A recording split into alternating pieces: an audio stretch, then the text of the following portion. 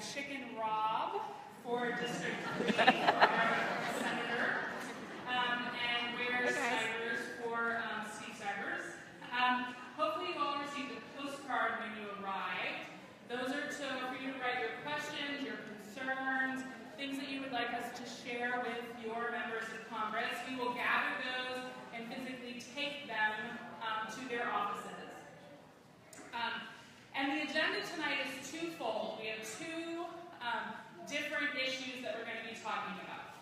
The first is we will hear two stories from our neighbors that are representative of what so many people have experienced following the elections, the harassment and the bullying. And then assuming our speaker arrives, we will have someone teach us how to be allies to that. And then after that, we will focus on a true town hall, where we've asked you all to bring your questions, and we have experts here to answer them.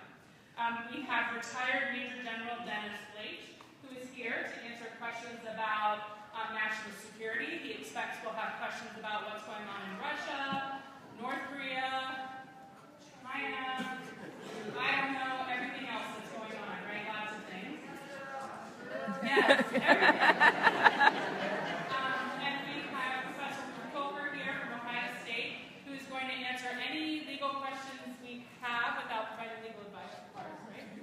And so questions about constitutional law, presidential powers, health care, reproductive rights, LGBT rights, free speech, our favorite topic, those kind of questions. And we have some healthcare experts who are also here, pinch hitting again for us, who are happy to answer any questions you have about the healthcare reform, which we all thought we had taken care of, but now is right back up and we need to fight again.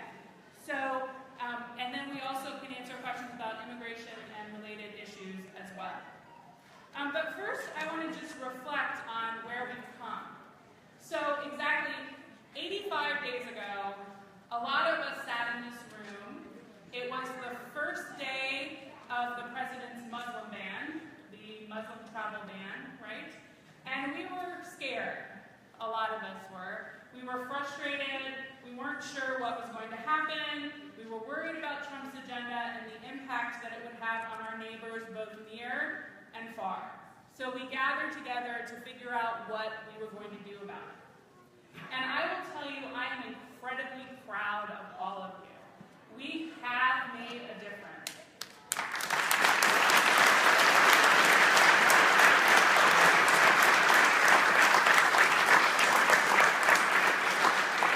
Sometimes it feels like there are a lot more losses than wins, but we have had wins, and I think one of the biggest wins, and I was at the Legacy dinner last night and got to hear Sherrod Brown talk about our wins.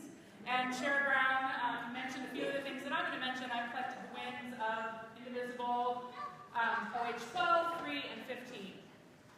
So in February, our calls to Congress shattered the record by 2 times for the busiest day for the Senate switchboard.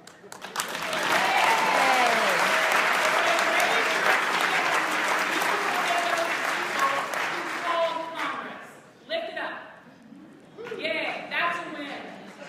All right? And we have written to our members of Congress.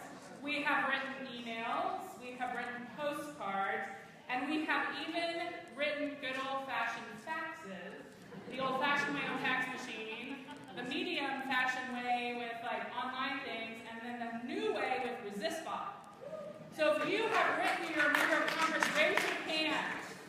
That's almost everybody. Thank you. That is a win. Your voices are a win.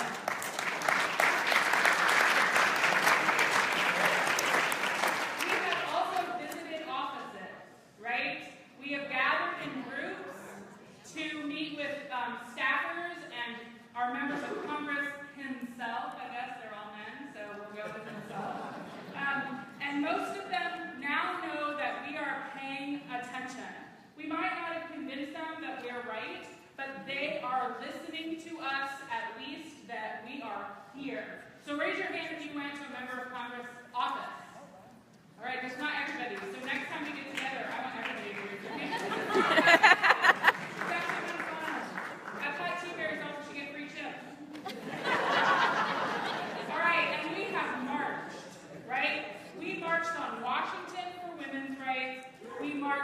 Columbus airport against the Muslim travel ban. We marched to demand that Trump releases tax returns. And then yesterday, we marched to support science. Again,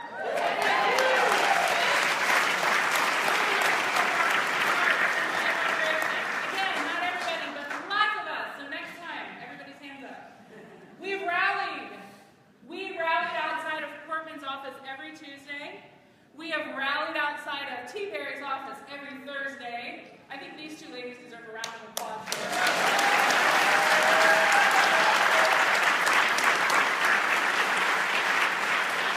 And we have made a difference. We've taken our concerns in. They now expect to hear from us. They know that when they do something, we are going to be right there telling them what we think. And then finally, when our members of Congress refused to hold a town hall where they could listen to their constituents, not just people who have gone to fundraisers and paid to come in, or audiences where they're going to see their friends, right? We have held town halls. So how many of you guys have been to a town hall? That's what's called a softball question, right? Everybody here has been to a town hall. And so I consider these wins. We have spoken up and made our voices heard. But what I want to do next is I want to listen to our neighbors who have perhaps not felt the same freedom, had the same privilege that we've had to speak up quite as loud and have them kind of tell us what is going on. So the first person who we have tonight is Jorge Garcia, who's going to come up and tell us his story.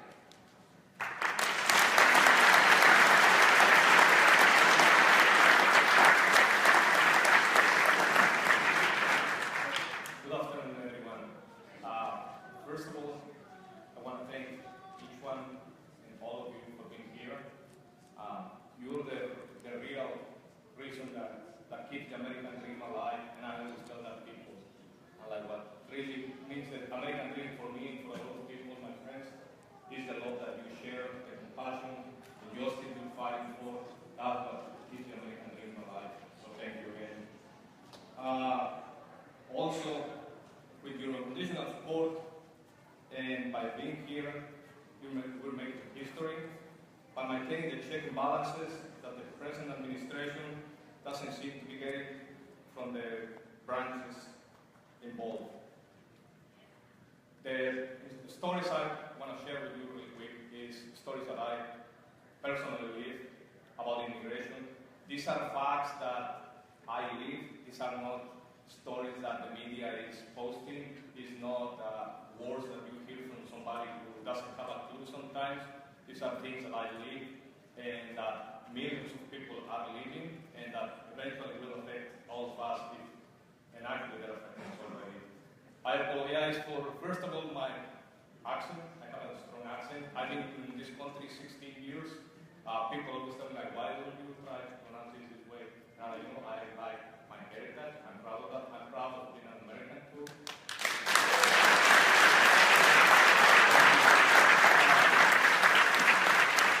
And these stories all start with, when I came here, I came in 2000. I came with a visa and overstayed my visa. I came for the same reason that most immigrants come to this country. I came because I wanted to help my family, my parents. I wanted to get a better life for them, and I saw the opportunity to come here. My first experience that was about immigration was when I started working in a hotel, and after a few years, couple of years, I got fired. The reason why I got fired was I didn't have the proper documentation.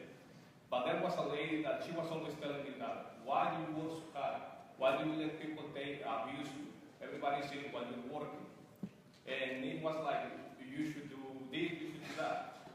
When I got fired and I went back, actually the hotel called me back, they're like, you want to keep working with us? And I was like, well, you know my situation. And they were like, that's fine, we don't care, you're a good worker.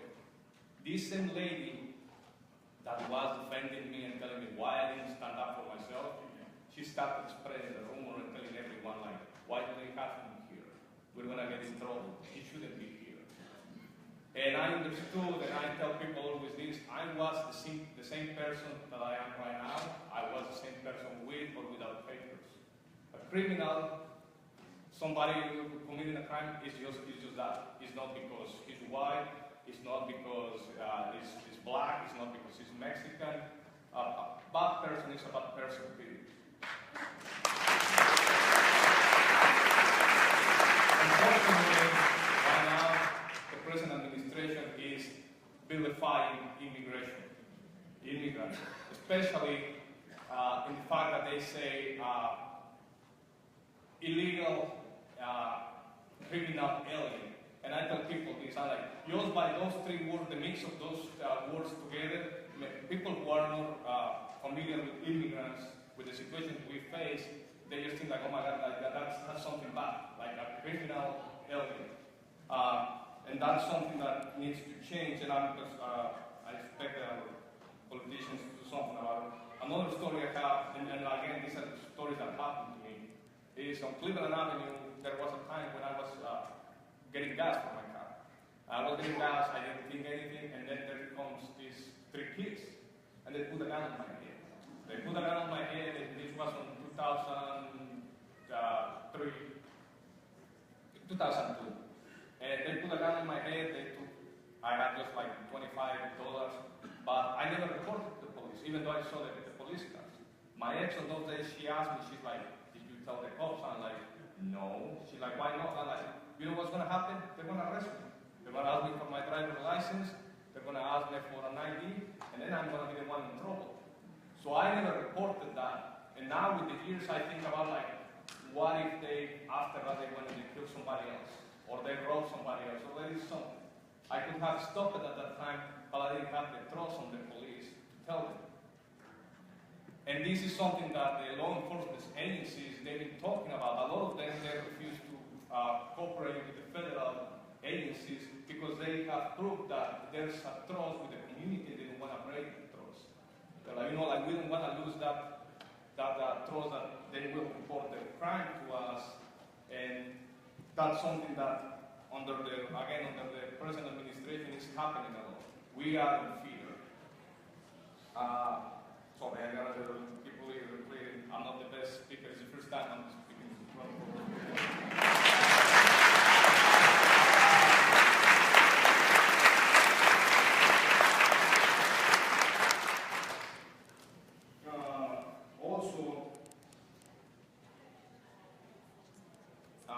One of the other things that the present administration is doing is like they have a list where they're publishing like crimes committed by undocumented people.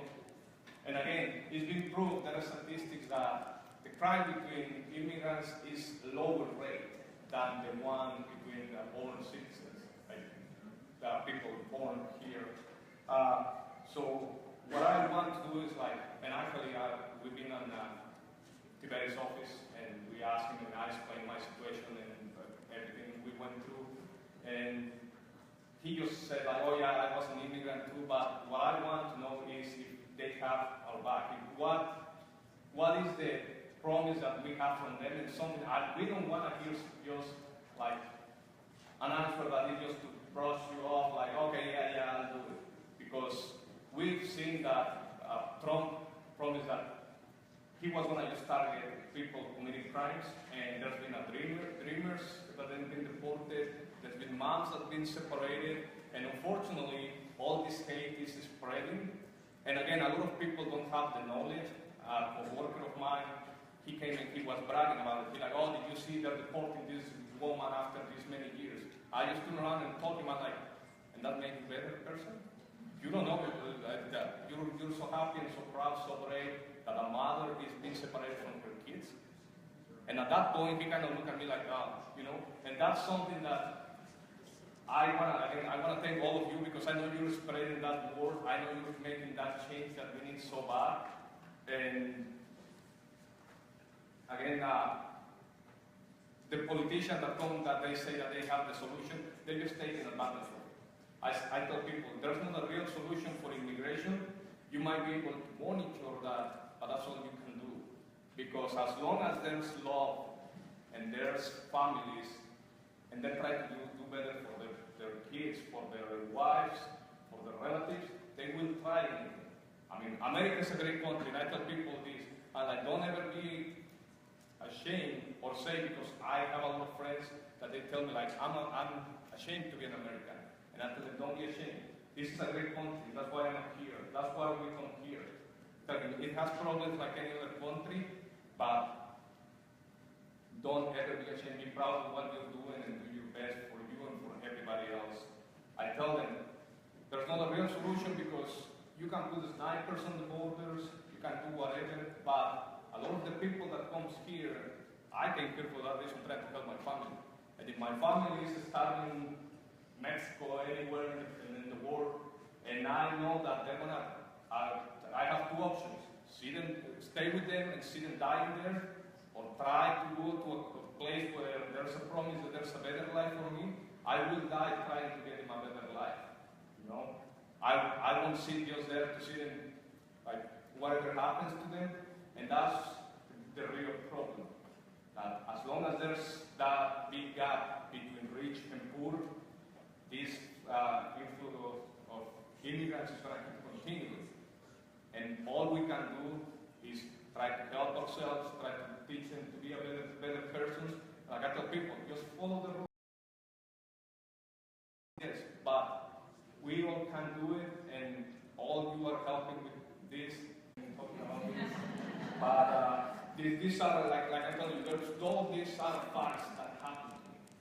All these, like, I used to work in a restaurant, and I would see the drug dealers outside of the restaurant. And I was afraid of the cops. The cops would arrive there, and I was like, oh, they're coming. I would be cooking for them. I would be like, oh my God.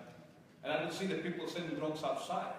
And I told a friend of mine one day, I was like, well, I see the cops driving by, and the drug dealers, and they don't do anything.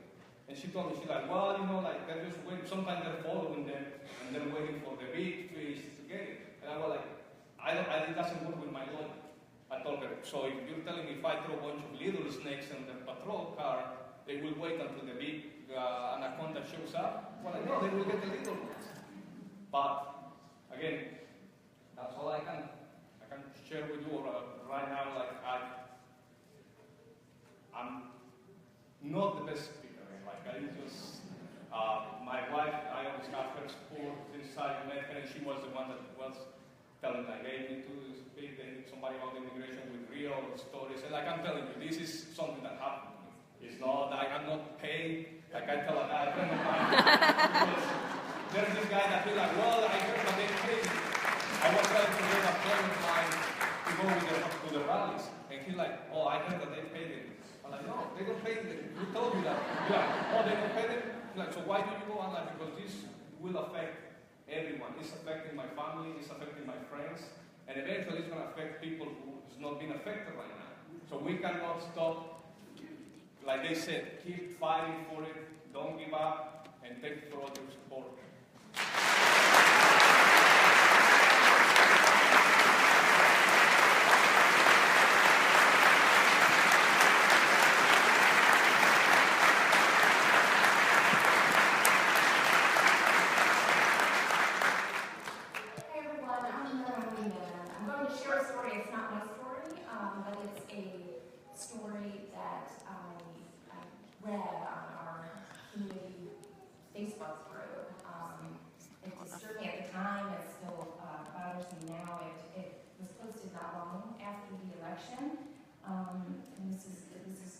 She wrote and what she shared with the community.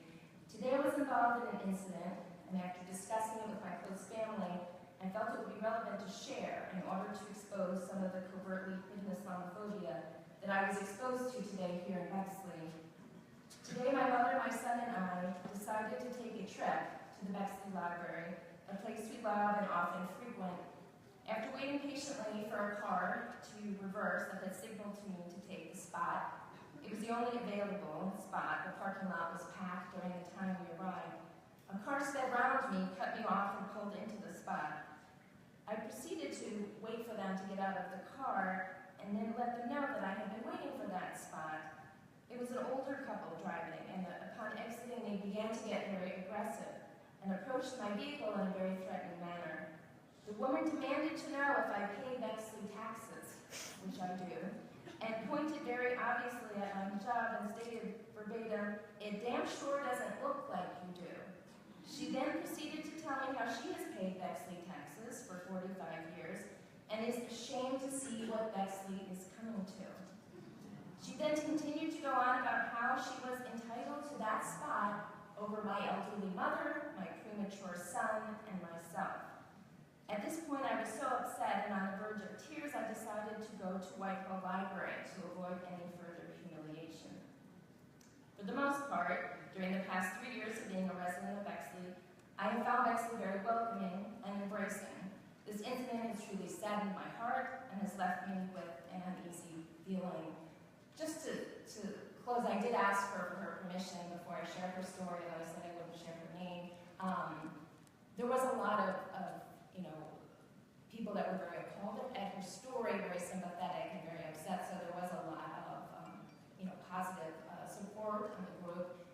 It wasn't entirely, which was sad, but I think this is just one small window, right? A woman with her family going to a library, which actually is open to everyone. You don't have to live in Bexley to use the library.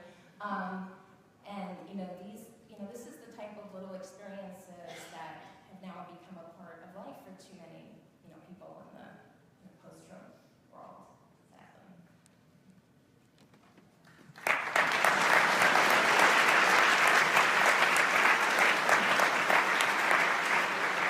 Great. So now that you've heard some stories, I know that you all are concerned about this, even if you weren't before, I'm sure you were before. But we'd like to have Roman Iqbal, who is the legal director of CARE Ohio, to give us just a few tips about if you find yourself in a situation like that where you're a bystander in this kind of situation, what can you do to help?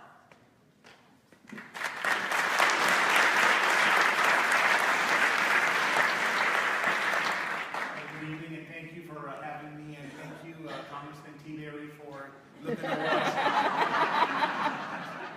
We're actually supposed to meet him on May 1st. But it's nice to see him here. I'll start with first of all, as I was introduced, Roman Iqbal. I'm the legal director for Council on American Islamic Relations, CARE Columbus. We are a civil rights organization for Muslims in Ohio. I'll start with a story which took place here a month back, actually a few months back, which I think is very instructive. So there's a mosque on 161 which got vandalized by a person, and he wrote some graffiti and some anti-Muslim slurs on the outside of that mosque. So the mosque people called us and we did a press release. Now luckily this mosque actually has cameras. So they got his image of the guy, and they also got an image of his vehicle. The problem was they could not get an image of the license plate number. So we issued a press release, and in the press release we issued the pictures of the car. Once we did that, and it hit the media, within a couple of hours I had people who live in this town who I don't know who they are, not Muslim. They just called me up because my name was on the press release, and they said, you know what, we have seen this vehicle somewhere else at another rally. And Indivisible Tuesday rally. oh, there you go. And I then got in that evening at least 5 to 6, maybe even 7 to 8 contacts from these random people, and they said, you know what, we have seen this vehicle. And these people got down that evening and they went through Facebook to look at images that they had taken at the Indivisible and other rallies. And by the next morning, I had the license plate number from 5 different people.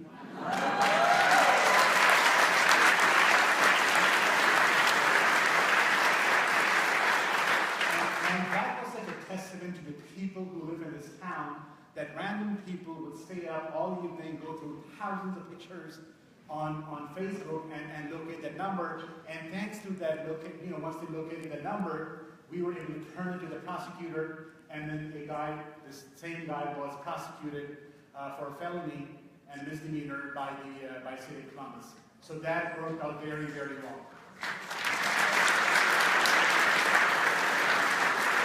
And this is something, by the way, which we can always do. So here's the problem. I mean, very briefly, we get dozens and dozens of calls, well, we have received since the election, of Muslims getting harassed, be at a grocery store, be at work, be harassed at a post office, on the interstate. One of the biggest problems when this happens is that when people call us, Muslims, they typically don't have their license plate number. They typically don't really have any information because it's traumatic, right? When someone calls you on the interstate and says somebody was chasing them, brandishing a gun, it's very traumatic for them. So, or when they're calling me from the grocery store. So here's what we can do as a community. If you see a Muslim person or any person of any minority or not minority getting harassed, the first thing to do is really take a picture of, especially if it's a vehicle, of the license plate number. Because once the person who is doing the assault goes away, there is nothing really which can be done. So the number one thing to do is take down the license plate number. You can either take an image of the license plate number, or you can just memorize the number if it's not safe. Sometimes it's just not safe to take these pictures. The second thing to do is to go and offer yourself to be a witness to the person who's getting harassed. And that's very important too, because typically when these people get harassed, it's very difficult for them to, and especially because they're in shock, to reach out to people around them. So you want to reach out to them, give them your number, give them your name, so that you can be a witness. The other thing you also want to do is you want to look around and see if there are other witnesses. And there are the other people there, you want to take down their name, their information, so that they can be witnesses. And then you, of course, have to call the police, right? You call 911, you give the information, and our prosecutor here is great for incidents of hate. So if we call up and give them the information, it really, really is very helpful in a lot of cases. I know there's another case I will mention briefly in Cleveland, where a Muslim guy, a 16-year-old, got shot. And the only way they were able to catch the perpetrator was because there was a guy standing outside his home, and he saw this incident take place, and then he called the police, and he became a witness, and he got the license plate number. So again, if you're vigilant, if you see something, please take down the number, take down an image, and try to help. Something else you can do to help. You can take out your phones now and text the number 42828. So the number to text is 42828. And what you write in the subject line is CAIR. So if you text the number 42828 and in the subject line write CAIR, that will get you added to our email list. So when these incidents of hate, when other things take place, we send out press releases, you can know what's going on, you can then circulate that, share that with your friends, and hopefully we can catch some of these people. The other advantage of doing this is that if you are on our email list, when we send out press releases to call up a congressperson, call up a state legislator, call up our city for any anti-Muslim, in our case anti-Muslim bill or piece of legislation, you can get a press release and then you can take action, you can call up. So the number to text again is 42828, and the number, and what you do in the subject matter is CAIR. This will get you added to our email list. And I will end with this. If you are at work, if you are in school, you should reach out to your Muslims and other minority friends and ask them, is there a problem? And a lot of cases you will see people will actually tell you and share that with you. So one way we can help people, not just Muslims, but all marginalized people in this town, is to just reach out to them, ask them, is there a problem? Work, school, wherever. Are you getting harassed? Can I help you? That really, really makes a difference. So thank you again for inviting me, and I'll give it up to Sarah.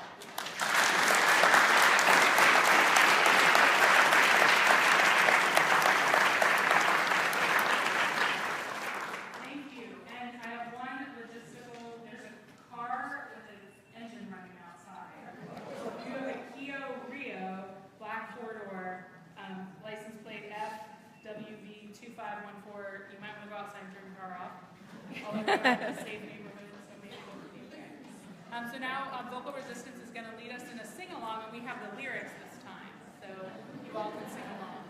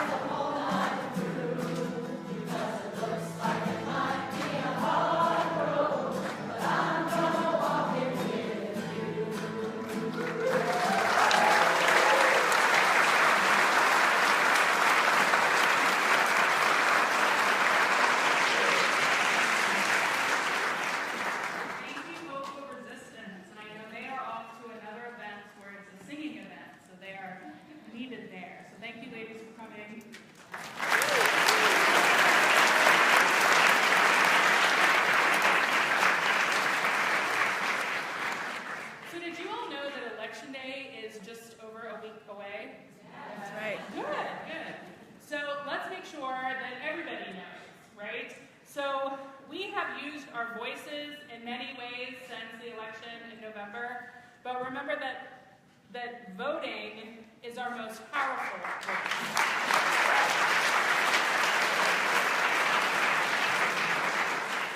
All right, so who has already voted? Raise your hand. That's not enough, right? So early voting is going on now. I know I've actually seen some of you on Facebook saying that you were there, you were working early voting.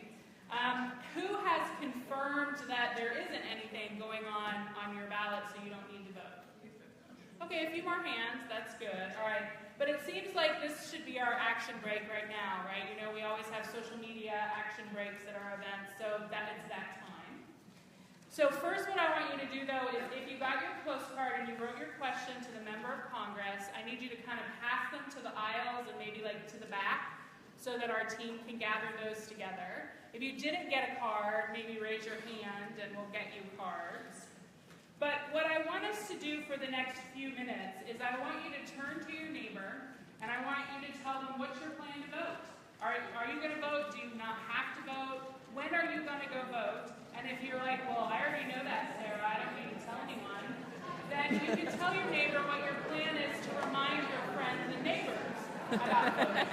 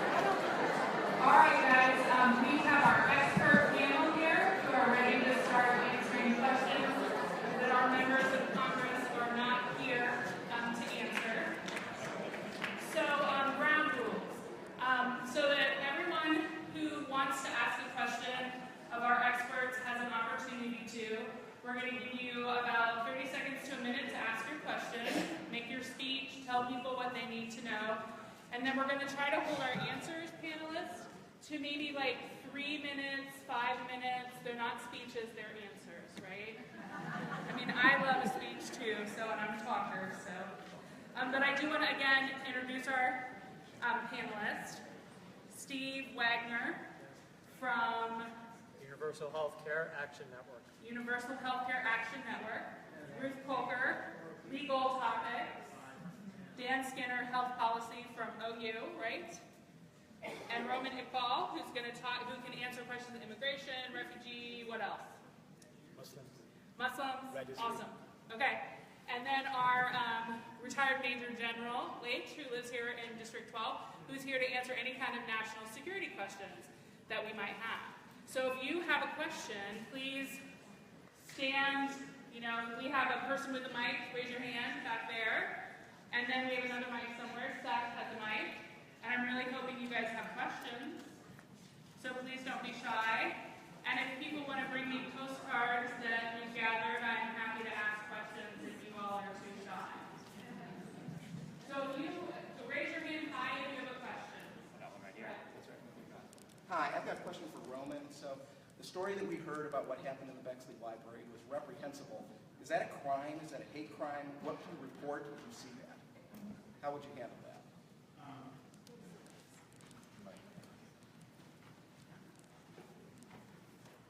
So we have public accommodation laws in Ohio. I mean, I did not hear all the details about the Bexley incident, but let me just say this. We have public accommodation laws in Ohio. And one thing that we are seeing now is that there's a lot of harassment, especially of Muslims in public places. That could be at Walmart, that could be at the post office, that could be out at Kroger, and that is happening. And because we have public accommodation laws, when these things happen, a lot of these people have the opportunity to take this to the Ohio Civil Rights Commission and report these against these entities. Now the problem is that if you have a random person doing this, the entity, be it the Bexley Library or Walmart, is not responsible, right? Unless they were somehow negligent. However, if it's an employee of a company doing it, of Walmart, and I'm just using Walmart as an example, or Kroger, or a post office employee doing it, well then that's obviously something that you can take action against under our public accommodation laws. If it's a completely random person, typically the business establishment is not responsible. However, if it's really, really egregious, you can take direct action against the person who's harassing you. You can take legal action under our Ohio Civil Rights Code. You can take action against individuals, but of course you would need witnesses. You would need to have an egregious case. This is Professor Skinner. I am somewhat confused at this point as to the status of funding for Planned Parenthood. Trump signed some kind of an order that has been reported as defunding Planned Parenthood, but I'm not clear, is that really a fait accompli, or does something else have to happen before they use funding? Yeah. I'm going to defer. Okay. That's actually a pretty complicated question. As I understand it, maybe someone can correct me if I'm wrong. What they did, under the last days of the Obama administration, they required that if states were accepting certain kinds of funding, that they could not discriminate against Planned Parenthood in the use of those funds. And the Trump administration reversed that order, so it's allowing states themselves to choose to discriminate, rather than requiring them, if they accepted that federal funds, not to discriminate. It isn't requiring anybody to discriminate. It still will be chosen at the state and local level. That is different than the bill that was pending in Congress that would not permit Medicaid funds and other federal funds to be used at Planned Parenthood clinics. And as many of you know, Planned Parenthood doesn't just perform abortions, they perform basic health care needs, mammograms, pap smears, basic, and especially in rural communities that don't have any other providers of those services. And so when they stop funding Planned Parenthood, if that would happen, hopefully it won't, it would have a tremendous adverse impact against people who use those kind of community resources to get basic health care. Only a small portion of Planned Parenthood clinics actually perform abortions. That's great for abortions. I applaud applaud that, but it also is the case that this funding stream doesn't care about whether you perform abortions or not. It would just close, would not allow the funds to go to those clinics no matter what kind of services they're performing. So at this time, it would become a state and local government matter, so obviously we need to press Ohio to not take advantage of that discriminatory offer that's now being made available to them. So please correct me if I'm wrong, but I think that that's what's going on is a detailed problem. I see that H.R. 676, which is Medicare for All, which has been introduced in Congress for the last 20 years or so, now has 100 sponsors in the House of Representatives. What does this mean, and what would it take to begin to move forward so that it could become the law of the land?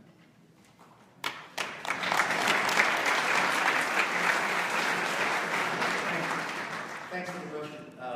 And I also just want to put in a plug. The Single Payer Action Network for Ohio has our annual meeting next Saturday, so if anybody's interested, you should all join us, and I'd be happy to provide you with that information.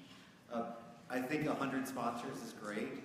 Those numbers still are very, very low for what we would need. I mean, those are sponsors, but if you actually did a whip count on what a vote would look like, we're really far away, I think, on the national level. There are tremendous lobbies and interests that are going to have to be wrestled with. But I do think that depending on what happens with the Trump administration, there might be new openings for discussing these options. It seems like Americans, when they're looking at losing their health care, are taking single payer a bit more seriously. We see that with efforts, for example, in the state of New York, which is now very close to, it's not quite what I would want in terms of being the single payer plan that would solve many problems. But I think that as in a kind of perverse way, as the Trump administration messes with what we're already trying to fix and what was already accomplished under the Obama administration, that question becomes increasingly palatable, even politically, which is not where we were even 5-6 years ago.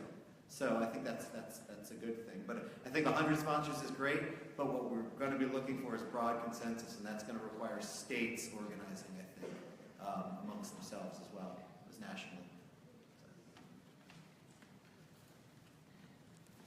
Thank you. My name is Rick Neal. I'm a community activist here in Columbus, former Peace Corps volunteer and aid worker. And I came to this event tonight because the theme was the state of our democracy. And so I was hoping to get a general comment, perhaps from the panel. This was my big concern, on November 9th, was what was happening to our political system, our democracy. And I went around and started talking to my political friends, elected officials, candidates, friends and colleagues I have at the Ohio Democratic Party. And it seemed like these attacks on our democracy that we've been seeing haven't been getting as much attention or traction as some of the, let's call them bread and butter day-to-day issues on healthcare, on jobs, on the environment, on civil rights. And I've been curious about that. Why is that so? People tell me, well, voters aren't that interested in it. And I go, well, I'm interested in it. I come to these town halls because I want a Congress that's going to stand up to Donald Trump and not just lay down and let him walk all over us. I want a Congress that's going to hold him to account, right? Not just hold him to account. And I hope that we can find some candidates to do that. So I don't know if any of you have any comments on that, on how we as activists can start to advocate more firmly that this is really an issue that we want to address. We want these attacks on our democracy to end. So I really appreciate any comments that any of you have on that. Thank you.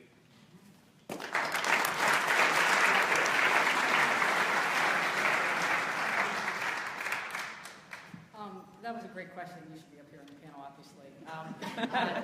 Well, I just wanted to make a pitch for the First Amendment, because I think that's a really important thing. I don't know if some of you know, but the city of Columbus police pepper sprayed people on around January 30th, so maybe some of you were pepper sprayed. Pepper spray, as our medical people could tell us, kills people. If you have severe asthma, you get pepper sprayed, you may not survive the evening. It's chemical warfare, right? We don't like some chemical warfare in Syria. I don't like it in the streets of Columbus. There may be litigation about that. I hope so. I'm on the national board of the ACLU, and I know the ACLU cares a lot about it. The First Amendment is first because we can't have democracy without it, and this is a great expression of that. Just to give you another example to bring this all home. I live in the short north, in my neighborhood public school. Twice now, a couple of people have tried to come out to hand leaflets to Spanish-speaking parents to let them know that ICE has unfortunately in our neighborhood and picked up a parent after he dropped off his son in the morning. I mean, this is awful. So people wanted to let people at the school know that the school was not a safe place for undocumented immigrants, that they had to be careful. So we tried to hand out flyers. 2 or 3 people wanted to hand out flyers. The principal came out and told us that you cannot be on a public sidewalk in front of a Columbus City school. That's news to me. I don't see an exception in the First Amendment. I plan to speak to the Columbus School Board about that on Tuesday. If any of you want to come and join me.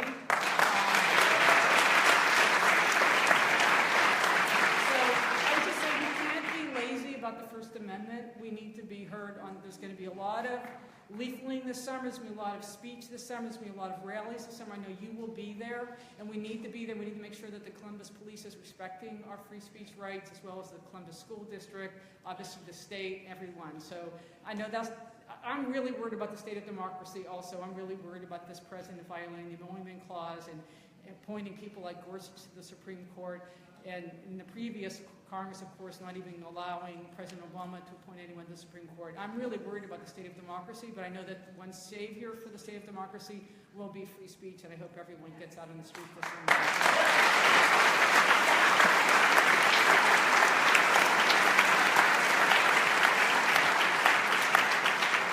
I bring a little different perspective to this, but first, Jorge, gracias para hablar.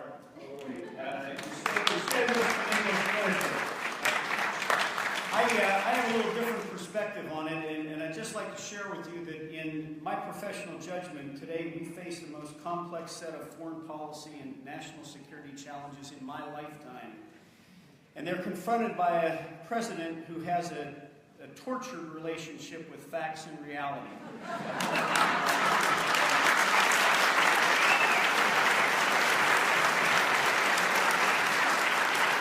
He's inexperienced, intellectually lazy, and temperamentally unfit to serve as president.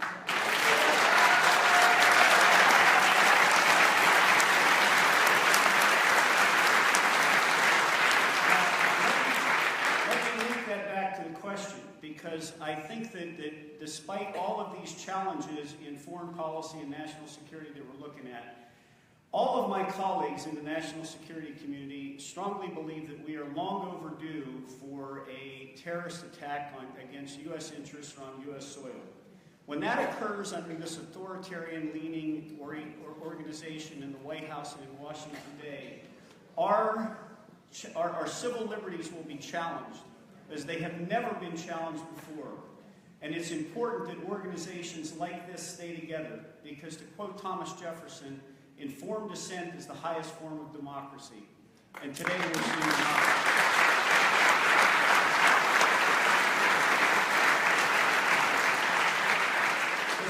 There's one other aspect of this too. We are marching inexorably toward war over North Korea. I am appalled at the fact that no one in Congress is putting their foot down and saying that we need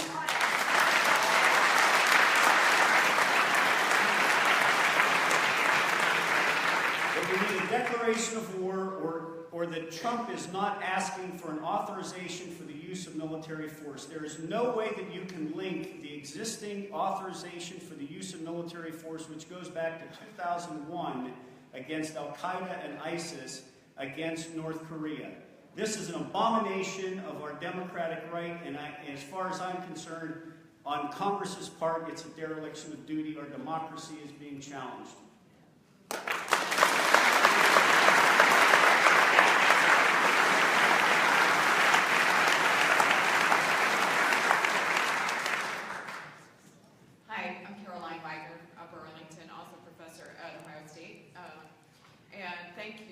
very much for being here, everybody, and the organizers, thank you so much. And my question actually is a follow-on, and I was going to ask this question directly to the Major General about security and about Trump's freedoms, basically, to take warlike action, and especially in some of the language he uses. So I want to know, I have some faith in our institutions. I have some faith in our courts and in to some extent in our Congress. What do we do? Where are the pressure points as citizens on our president as he has the button on these very dangerous weapons? That's number one. Where are our pressure points? Number two, does he have the right to reinstitute the draft and call up our children to go to war on our behalf without us having a say in that? Let me take the last question first. This question with the draft is one that's near and dear to my heart. I wrote a book about 3 years ago called Skin in the Game, Poor Kids and Patriots, in which I say the all-volunteer force is not fair, not efficient, and not sustainable.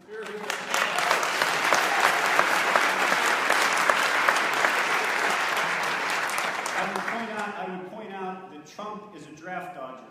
We have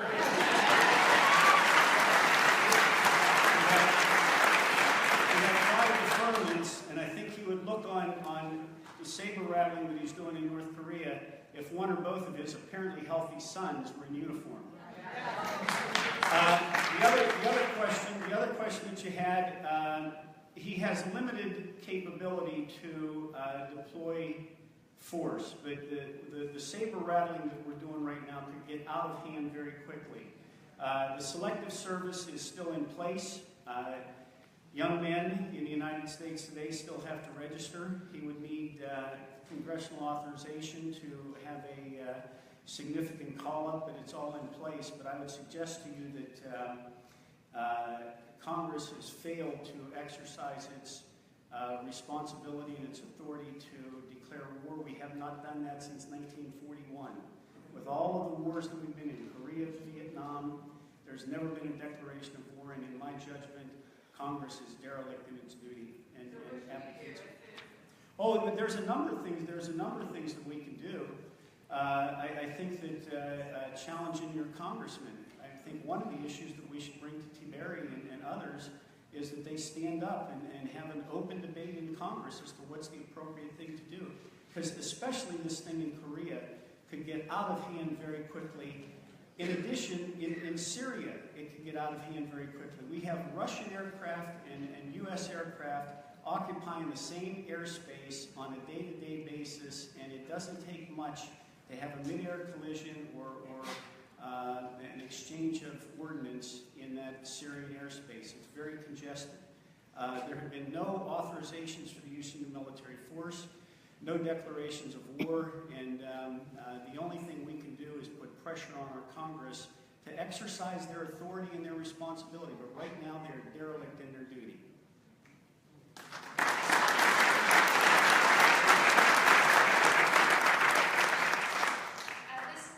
Sorry that you said that already, Major General, but this is sort of a follow-up to the questions that have been asked. My brother was in the Navy, so he served, and sort of to follow on to the question about the draft and all-volunteer force. In addition to pressuring Congresspeople and maybe other people in the field could speak to this, is how do we talk to our neighbors about this? Because honestly, dropping the mother of all bombs, quote unquote, people, certain people in this country get all excited because that's what they want to see, and they don't understand the deeper context, the deeper impact that can have on the families in their neighborhood, in military soldiers. So, Major General or anyone could talk about how to communicate about that to people who have There exists in the United States today what's called a civil-military gap. And it's largely driven by the fact that less than 0.5% of the United States population serves in the military. We are detached from the military doesn't understand the broader population, and vice versa. We need to close that gap. There are a number of ways to do it, but when we have basically given, by virtue of the all-volunteer force, an exemption to every young American who otherwise might be obligated or feel obligated to serve. When that happens, there's a detachment. I often ask audiences when I speak. We went into Iraq in 2003. if in 2005 we would have implemented a fair across-the-board draft, lottery-based, no exemptions, no deferments, men and women, how long would we have stayed? Rarely. Here's the other piece of it. I ask the same audiences the follow-on question. I say, if we had implemented a war surtax such that every American would have received a bill from the IRS for their fair share of the wars in Iraq and Afghanistan, how long would we stay?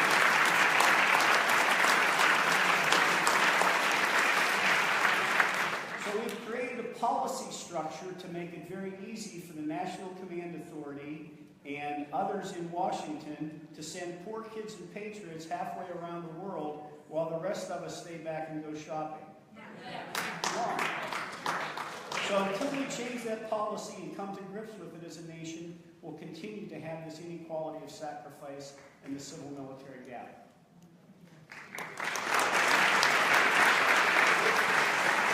I just want to put one more point on the table, perhaps. I was going to mention to the democracy question that gerrymandering, without addressing the gerrymandering problem, I guess President Obama is about to tell us what he's going to do in his post-presidential years. There's rumors that that's going to be it. Without addressing the gerrymandering issue, there's no democracy, and there's no taking back of Congress. Very, very hard. But there's another thing I just want to add to this question of what we can do. A lot of times you don't want to ruffle feathers with your neighbors. You don't want to cause tension, so people stay away from politics. You don't want to ruffle feathers with your coworkers, so you don't talk about politics. You don't want to piss off your doctor, so you don't mention politics. Where can we talk about politics? Okay? So I want to just say that's an important thing for us to know, but the function of who's going to go off to these wars, who's going to fight them, we live not just in gerrymandered districts, but we live in segregated neighborhoods. So your neighbors are likely to be in the same situation economically. Their kids are likely to be in the same situation as you are. Right? The people who are vulnerable here might not live next to you if you're not vulnerable. In fact, likely the chances are that they do not. So we've got to go talk to people who are beyond the borders of our neighborhoods, especially in Columbus, which is one of the most segregated cities in our country. So I just want to put that out there.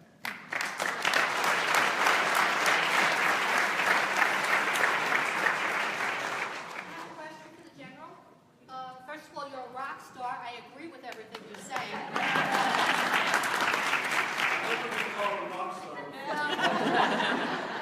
And my family is that family, that 1/2 of 1%. My husband served for 20 years, and my son served in Iraq in 2007 and came home damaged. So don't clap for war, please. Thank you for your support. Thank you. I have a question. Why do you think we need $64 billion more for the Defense Department right now? Oh, good God. Thank you. I mean, the $54 billion incremental addition to the budget that Trump has proposed is a tactic looking for a strategy. I mean, we have a defense. Listen. We have a defense budget that is around $600 billion. It is larger than that of the next 12 countries in the world combined. Most of those countries in that group of 12 are our allies. The defense budget is the biggest pork source in Washington.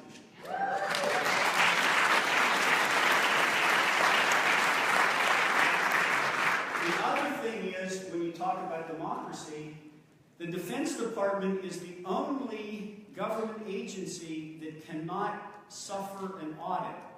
They can't even sit for an audit, let alone pass it.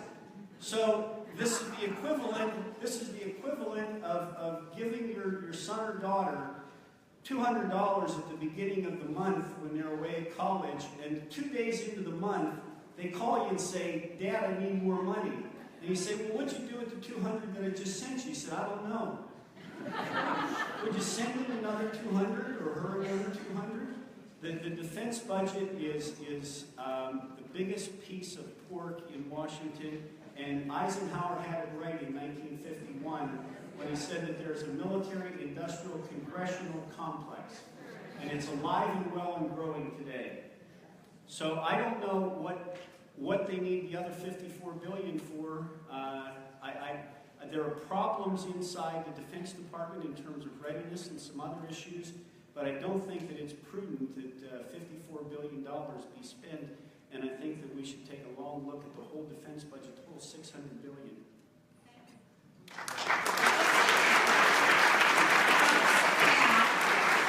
Major General, please don't sit down. I'm right here. I don't want to sound like a stalker, but I'm a huge fan of yours. I know the great decisions in Delaware, and I love your comments and presentations. But the question, North Korea. President Trump keeps saying how, China's going to fix it, China's going to fix it. My concern there is, what are we going to owe them as a result of them maybe fixing North Korea to, behave, although they're all very nuts over there. I have a concern. I'm assuming some of it will be trade related, but it could put us in a touchy situation. And then my other question, and I've learned so much with all of this, I didn't realize this, so I'm going to bare my soul and be vulnerable and ignorant. I didn't realize that non-U.S. citizens serve in the military. Why can't there be some movement that if you are a non-U.S. citizen and you're serving and defending our country, if you want to become a citizen, that isn't automatic.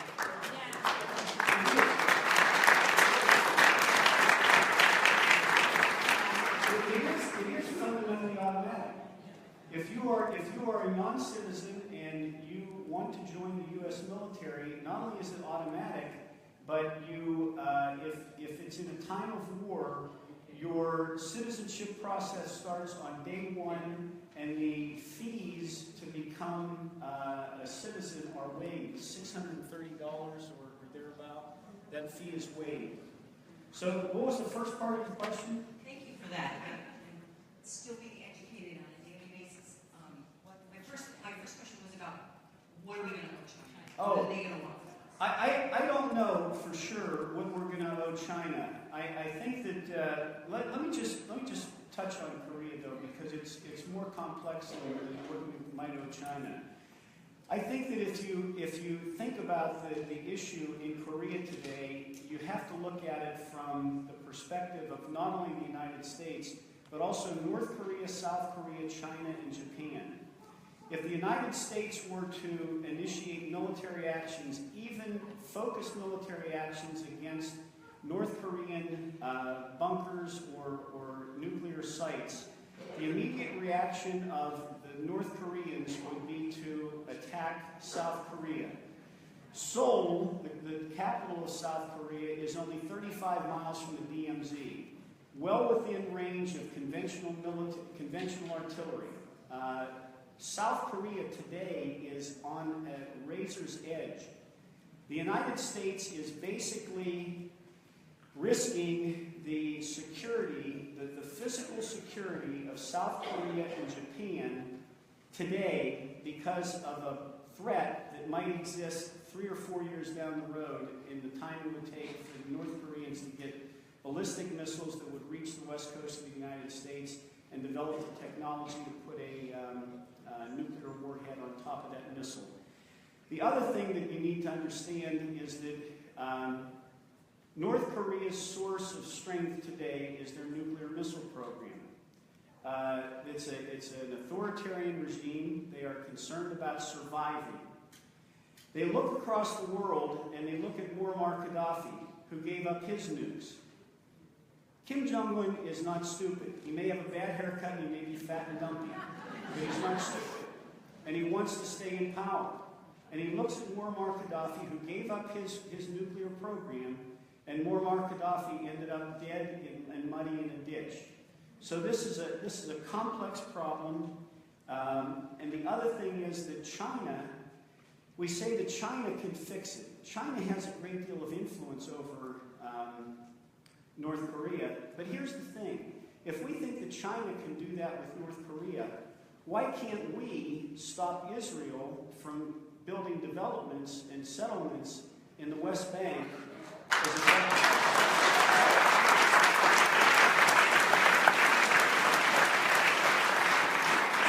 So Korea is a tough tough problem, there's no question. But I don't think that we should give up on diplomacy. And I'll just point out that one other point about that defense budget.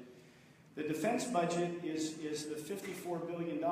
Most of that $54 billion is being proposed by taking money out of the State Department and USAID, which doesn't make sense. As a matter of fact, you'll like this little thing too. We have more musicians in military bands in the United States than we have foreign service officers. So that tells you what we get to. We have a tough problem here. We're rattling a cage that is very, very dangerous. This Korea thing could get out of hand very, very quickly. It's deeply concerning to me, and I don't know where it's going to end up. But we should be asking Congress, our congressmen, our senators, to step up and have an open dialogue about the dangers involved.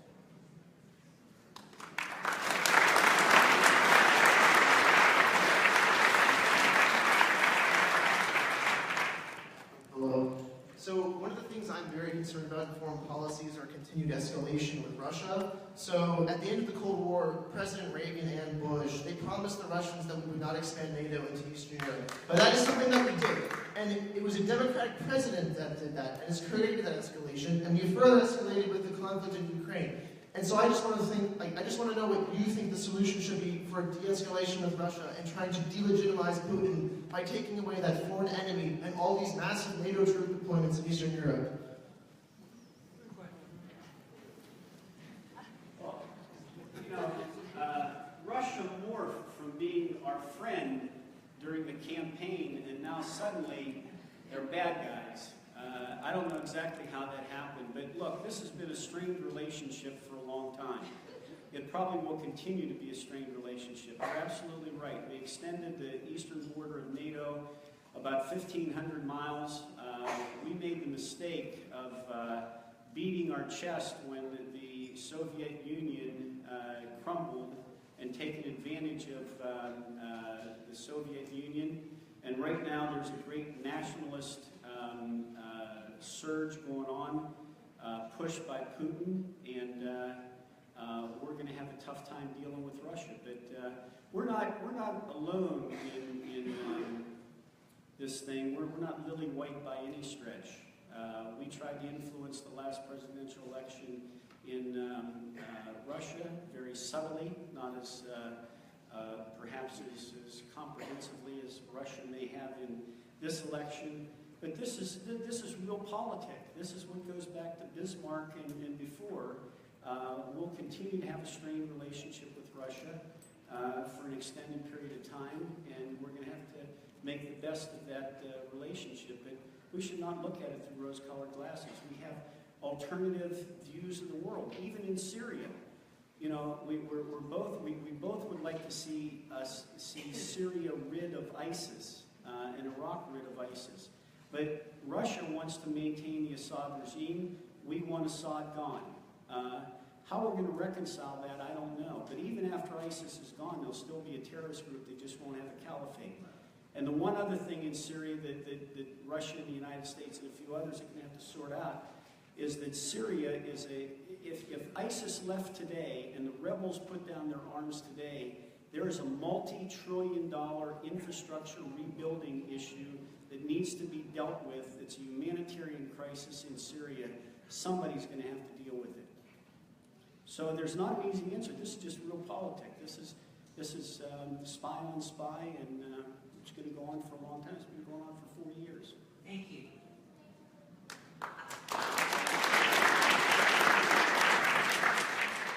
I have a question for Professor Kolker and for Dr. Skinner. I'm not sure which of you or both will answer. In 2008, President Bush signed into law the Genetic Information Non-Discrimination Act, also known as GINA, meaning that individuals who had genetic testing would not be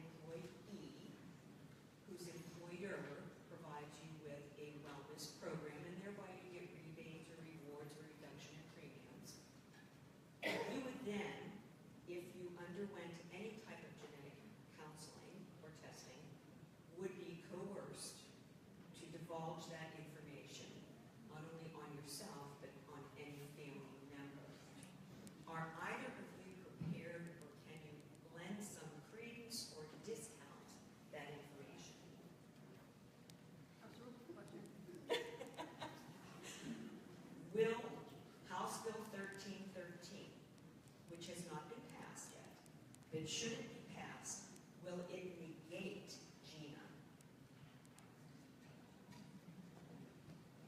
And if so, is that a bad? Well, Running low on power. when Congress passes a new statute, it can, of course, amend a previous statute, right? So new policy overrides previous policy. And so I would assume in this instance, if a court would be confronted, as I was putting forward me, as a court would be confronted with a new statute that seems to conflict with the previous statute, a court would tend to say that the new statute supersedes the previous statute. Now, this new statute wouldn't amend the previous statute in every instance, in every situation that one can imagine, right? But obviously in very important situations. I mean, there's a, I don't know what Dr. Skinner thinks about the wellness programs, but I'm not a big fan of the coercive nature of the wellness programs to begin with. And a lot of us who work in the disability field, as I do, feel they're very discriminatory against disabled employees, because what happens is that you find out at Ohio State you can get this like $120 blah, blah, blah, if you are willing to let them weigh you and send you all these emails about your weight every 3 days, which maybe you don't want to receive. And maybe you then don't want to have that physical. You don't want to give them that information because of what they are voluntarily now giving you to think about. And so it's pretty obvious that these wellness programs are very coercive against disabled employees. And to me, this would just be another part of that very coercive treatment of employees who may not yet be disabled, who might know their genetic information that would predispose them to have disability later. So this is part of, invasion of our privacy, which obviously is a very broad problem in our country. And the current Congress has taken many steps which reflect that it doesn't really care about our privacy on the internet or healthcare, whatever it be. We're just an open book for people to see whatever they want about us. So obviously that's something people care about. When they talk to the members of Congress and talk about what this will mean on a day-to-day level for them, because it really does have to have this impact against people to have to worry that everybody out there will now know our private genetic information, and we know that people be treated adversely as a result of that information. But that's just one example, right, of the onslaught of privacy invasions that are happening under this Congress. So it's a great question for pressing reasons. So we have 5 minutes left in our Q&A, so tweet out an answer. 30-second quick point. Employee wellness programs are about employers saving money. A single-payer health care plan in this country would take away that dynamic to a great extent.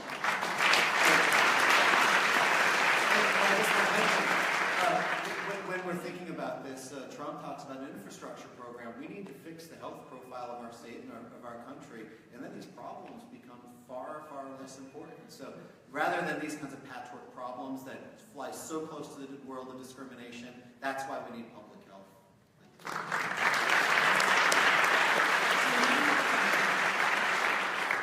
Well, I brought a sign to my member of Congress since he seems to lack one. T-Mary has already seen this, and Workman's getting it on Tuesday.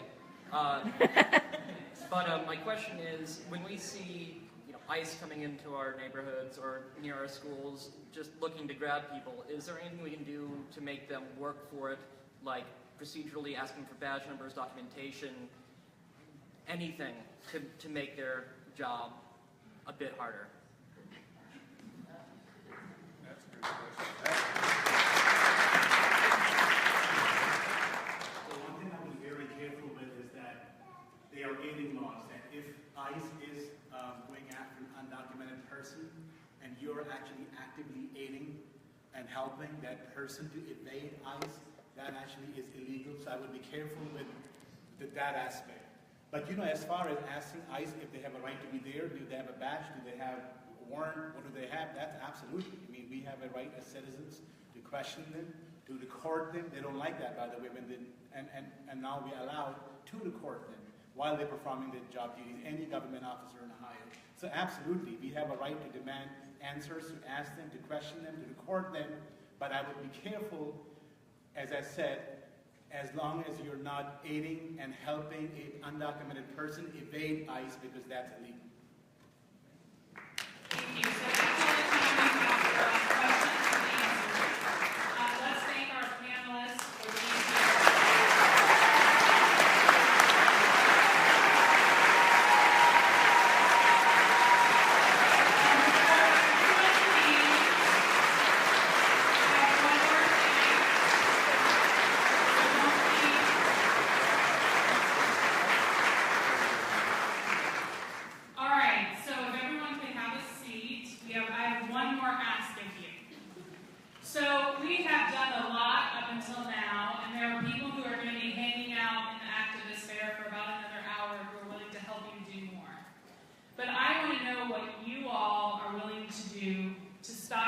these issues from happening to keep standing up. Because I can feel a little bit of, we're all tired. I'm really tired. What are we going to do? So what I would like you to do, if you're able, and if you're not, maybe just put your hand up in the air. Who would be willing to drop into their member of Congress's office within the next month to talk to them about an issue? Stand up. Who will be willing to make an appointment request to meet their congressperson? Who would be willing to call a member of Congress to tell them what you think about an issue? Who would be willing to talk to their friends and neighbors, listen to what they have to say, and talk to them about an important issue? You can stay standing if you've ever stood up and I ask a question. You don't have to sit back down. And who will vote on May 2nd? All right. So to me, this is what democracy looks like.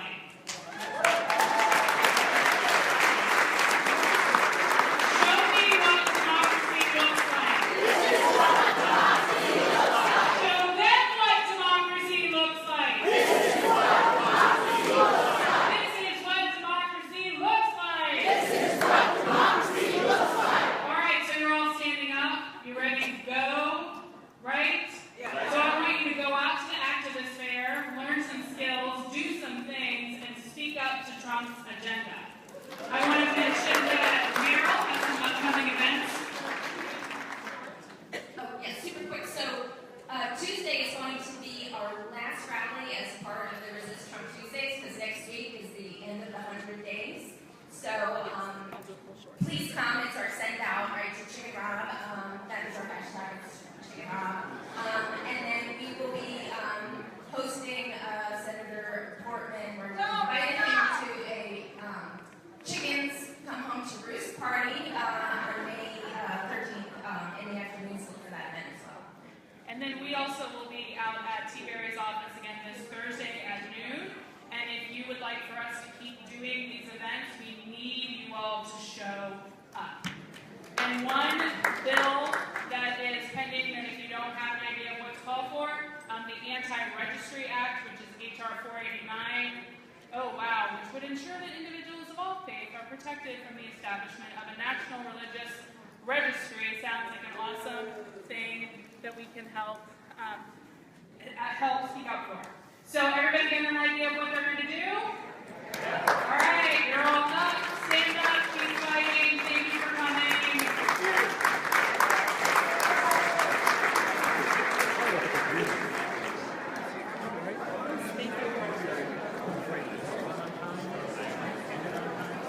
I need my Title IX question answered. Okay, well, we need to hear this. We need to hear this online. That's because every single town halls, we never heard anything about Title IX. Okay.